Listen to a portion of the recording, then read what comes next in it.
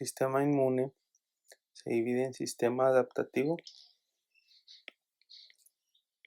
y en sistema inmune innato.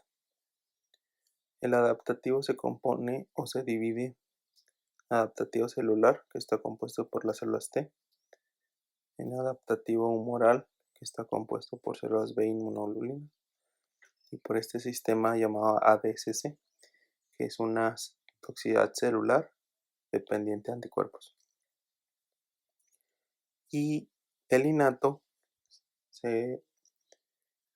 está formado por el complemento, los granulocitos, los monocitos, los natural killers, linfocitos NK, las citocinas o interleucinas, los TLR, Toll-like receptors, los CD, que son conglomerados de diferenciación, y las moléculas de adhesión.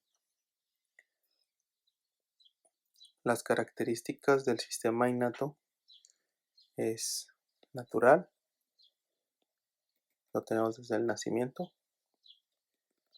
no es específico, pero es muy rápido, su diversidad está limitada y no tiene memoria. Y el sistema adaptativo es inducible, es específico, tiene memoria, tiene tolerancia, que esto quiere decir que si reconocemos un antígeno y el sistema inmune decide que él no nos va a hacer nada, pues lo toleramos y no generamos una respuesta contra él, a pesar de que es un antígeno. Pero tenemos esa capacidad de determinar que no nos va a hacer daño. Tiene una diversidad muy alta y se autorregula. Todos los componentes de estos sistemas los vamos a ir viendo uno por uno y estas características se van a ir aclarando conforme veamos cada uno de los temas y cada uno de los componentes. El primero que vamos a hablar es del complemento, el cual está conformado por una serie de proteínas plasmáticas, las cuales reciben el nombre de C1, C2, C3, C4, C5 y así, ¿no? También tienen otros nombres, pero ahorita se van a aclarar. Cada una de las proteínas plasmáticas que conforman el complemento tiene una función. Estas que están aquí son las más importantes. El C3b sirve para opsonizar. C3a, C4 y C5a es para anafilaxis, una anafilatoxina. C5a es una quimiosina para la quimiotaxis. C5 a C9 conforman el complejo de ataque a membrana, que es citotóxico, citolítico.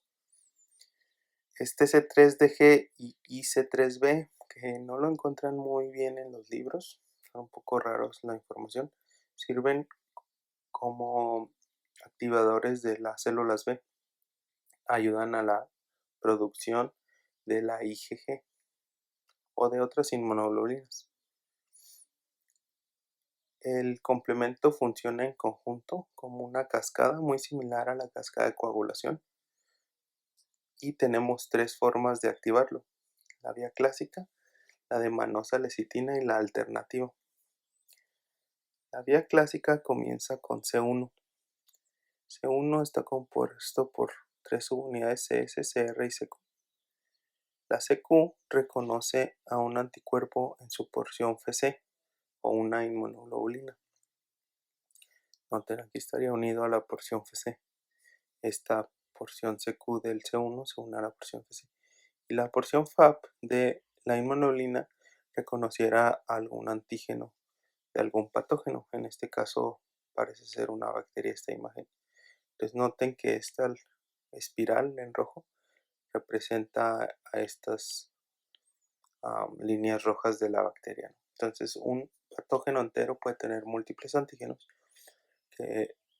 Un antígeno es una estructura molecular que genera una respuesta o que es reconocido por nuestro sistema inmune. Eso es un antígeno. Entonces, la inmunoglobulina se une al antígeno de la bacteria. Vean, aquí en esta imagen estamos en la bacteria, este es el antígeno y esta es la inmunoglobulina.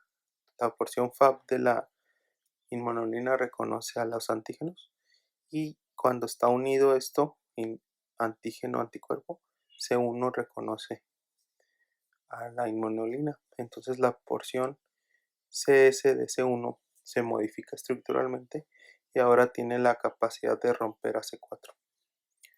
C4 se va a pegar en la bacteria también, como C4b, y C4a se libera.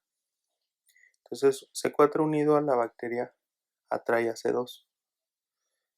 C2 se une a C4b y así unidos, pues C1 hace la misma situación que con C4. Rompe a C2 generando C2a y C2b, el cual permanece unido a C4b. En la imagen dice que se libera C2b. Esto así era antes, así se llamaba C2b el que se liberaba. Ahora ya le pusieron C2a el que se libera y C2b el que permanece. No sé cuál sea la razón de por qué antes se llamaba C2b, pero todos los que se liberan, si notan aquí se libera, son los A. No sé por qué antes se llamaba C2b, pero así lo pueden encontrar aún en algunos libros que no están actualizados. Entonces esta C4b, C2b, se llama C3 convertasa. La C3 convertasa rompe a C3 en C3b y en C3a. C3b se une a la C3 convertasa formando C5 convertasa, que está compuesta por C4b, C2b y C3b. La C5 convertasa rompe a C5 formando C5a, que recordamos es una anafilatoxina y una quimiosina, y a C5b. C5b tiene la capacidad de unirse a la membrana bacteriana o a la membrana patógena, que atrae a C6, a C7, C8 y C9 y forman el complejo de ataque de membrana que genera poros en la membrana del patógeno, y esto pues altera la permeabilidad de la membrana generando lisis bacteriana. La vía de manosa-lecitina es muy similar a la vía clásica. Esta comienza con un C1-like complex. No es el mismo C1, pero es muy similar. Y lo que va a hacer, en lugar de reconocer una porción del anticuerpo, reconoce a la manosa o lecitina, que son moléculas que se repiten en muchos patógenos. Esta lecitina manosa lo podemos encontrar en varios patógenos, lo tienen en común varios patógenos, aunque no sean de la misma familia ni sean los mismos patógenos. Entonces, si este C1 reconoce a manosa lecitina en alguna membrana celular, pues va a activar a C4 igual que lo hizo C1 en la vía clásica. Entonces activamos a C4, activamos C4A y comienza todo de nuevo. Lo único que diferencia es eso, que reconoce a manosa lecitina en lugar de un anticuerpo. Ahora, la vía alternativa es un poquito más compleja de entender. Para fines prácticos, lo que sucede con la vía alternativa es que activamos C3b de una forma espontánea, con la finalidad de tener C3b libre como opsonina siempre, que no necesitemos a manosa lecitina o algún complejo antígeno anticuerpo para activar C3b. Entonces, de manera espontánea, C3 forma C3i y esto se une B con C3i atrae a D, el cual D rompe a B generando BA y generando C3IBB, que es un tipo de convertasa de C3, pero es una convertasa espontánea. Entonces esta C3IBB rompe a C3 y este C3 genera C3B como el de acá, igualito. Entonces este C3B tiene la capacidad de unirse a B también, muy similar de lo que pasó espontáneamente acá. Entonces ahora tenemos C3B atrae a D, y este D libera igual BA, en 2C3B, BB. Esto que estamos viendo ahorita es muy similar a esto. De hecho, algunos libros no mencionan esto. Es muy difícil encontrar esta información. Solo que estoy tratando de mencionar que este C3B de alguna manera se formó. Porque en algunos textos solo te dicen que ya hay C3B espontáneo, ¿no? Entonces, este C3B tiene muchas maneras de formarse. Uno de ellos es con esta C3IBB, que es una convertasa de C3 alternativa. Entonces, ya que tenemos la convertasa de C3 alternativa, formamos el C3B normal, que lo comparten todas las vías. Y esta C3B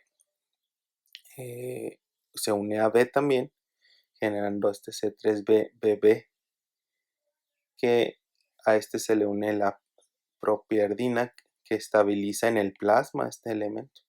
Esto está en el plasma libremente. Entonces, esta C3BBP es una convertasa alternativa también de C3. Entonces, tenemos dos tipos de convertasas alternativas de C3, que es esta, C3BBP y C3IBB. Son dos convertasas alternativas de C3 que están produciendo espontáneamente C3B. Ahora, si a esta C3BBB, en lugar de unirse la propierdina, se le une otro C3B, forma la C5 convertasa, que tendría un nombre muy chistoso, C3BBB, C3B. Ese sería el nombre de la C5 convertasa alternativa, que haría lo mismo que acabamos de ver en las vías alternativa y de Mendoza, que sería romper a C5 para formar el complejo de ataque de membrana. Hay otras situaciones que pueden activar o generar C3B espontáneo. Uno de ellos son los lisosomas, las enzimas lisosomales como la elastasa y triptasa, que pueden romper C3B. Y esto, recuerden que se activa ante un pH ácido. Por eso en las noches, cuando nuestro CO2 aumenta y genera cierta acidosis respiratoria fisiológica, pues hay mayor conversión de C3 a C3B. Noten que también la plasmina puede convertirse C3 a C3B, y aquí hay una unión de las vías del complemento con las vías de la calicreína y los cininógenos. Noten que la calicreína rompe al plasminógeno y forma plasmina o forma bradicinina. ¿Sí? Entonces el C1 inhibidor inhibe a las calicreínas para que no haya activación de C3B. Bien, entonces esa es la vía alternativa. El sistema de complemento también tiene una forma de regulación. Se autorregula. El primera molécula es C1 inhibidor. El C1 inhibidor, como su nombre lo dice, inhibe al C1. Entonces, el C1 inhibidor se une a C1 y pues ya no hay acción. Y aquí también lo acaba de mencionar en la vía alternativa, que inhibe a la calicreína y el factor 12 activado de la coagulación también lo inhibe. Después tenemos al factor H y factor I. Estos son inhibidores del complemento. Aquí podemos ver en una superficie, por ejemplo, propia. Supongamos que esta membrana es del eritrocito de la persona.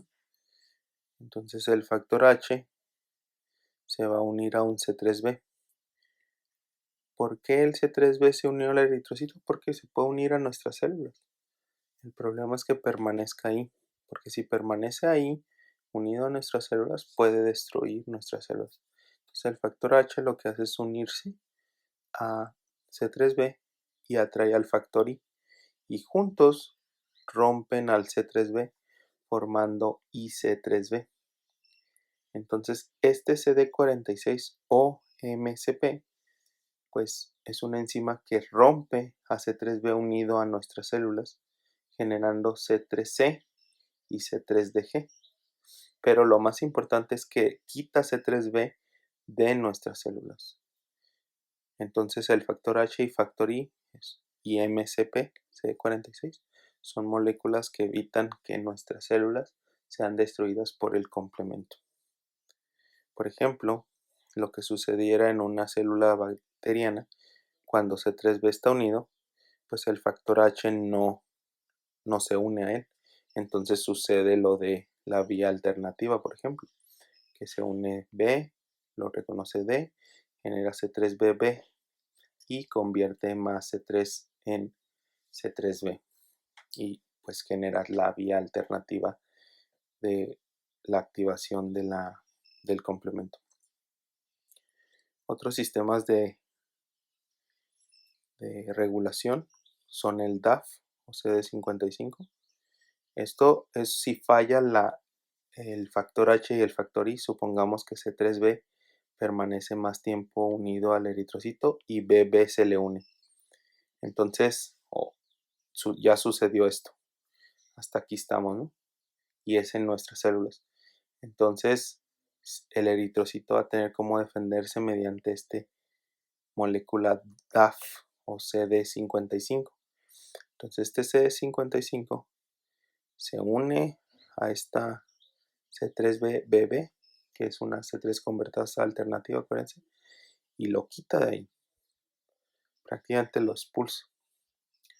Y también puede quitar a la convertasa de la vía clásica, a la C4b2C2.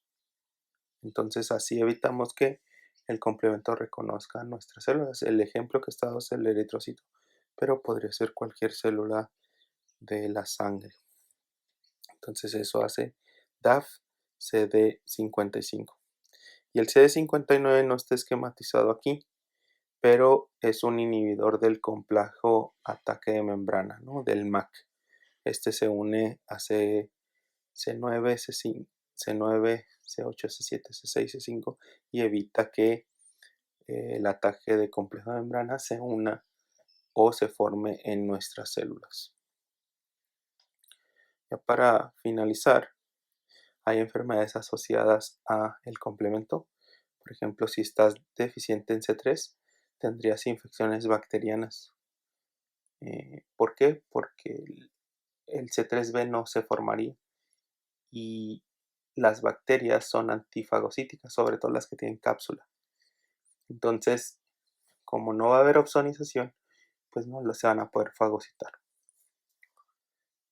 También puedes tener hipersensibilidad tipo 3, debido a que los inmunocomplejos que se depositan en el cuerpo también pueden ser opsonizados para ser fagocitados y liberados de donde se encuentren, destruidos. Entonces, como no tenemos C3b, podemos tener predisposición a enfermedades de hipersensibilidad tipo 3. Las deficiencias del C5-C9 se asocian a infecciones por Neisseria. Si tienes cirrosis hepática, pues vas a tener deficiencia de la síntesis de proteínas, entonces las proteínas del complemento son hepáticas, por lo tanto tendrías problemas del complemento. Si tienes esplenectomía, no va a haber fagocitosis, porque se necesita la opsonización para que haya fagocitosis y esto sucede generalmente en el vaso, entonces es muy similar la esplenectomía, deficiencia de C3. Las bacterias con cápsula hacen o atraen al factor H, por lo que quitan el complemento del cuerpo, entonces de su membrana. Entonces, estas bacterias con cápsula son antifagocíticas por este aspecto. También hay anticuerpos. El factor nefrítico es un anticuerpo anti-C3-BBP que te genera la glomerulonefritis. tipo 2, ¿no? El receptor del complemento, que es CR2, C21, está asociado a Epstein-Barr, y los receptores de C3 y C4, que es el C18, se asocia a una deficiencia leucocitaria de adhesión. Esto se ha visto que las personas que tienen esta enfermedad, pues sus leucocitos no migran, no hacen diapedesis y no llegan a los tejidos donde deberían de estar, porque al carecer de estos receptores no pueden hacer la quimiotaxis, no pueden penetrar los vasos y llegar a los tejidos. Entonces se hacen lesiones infecciosas no purulentas, porque no pueden llegar los leucocitos debido a esta deficiencia.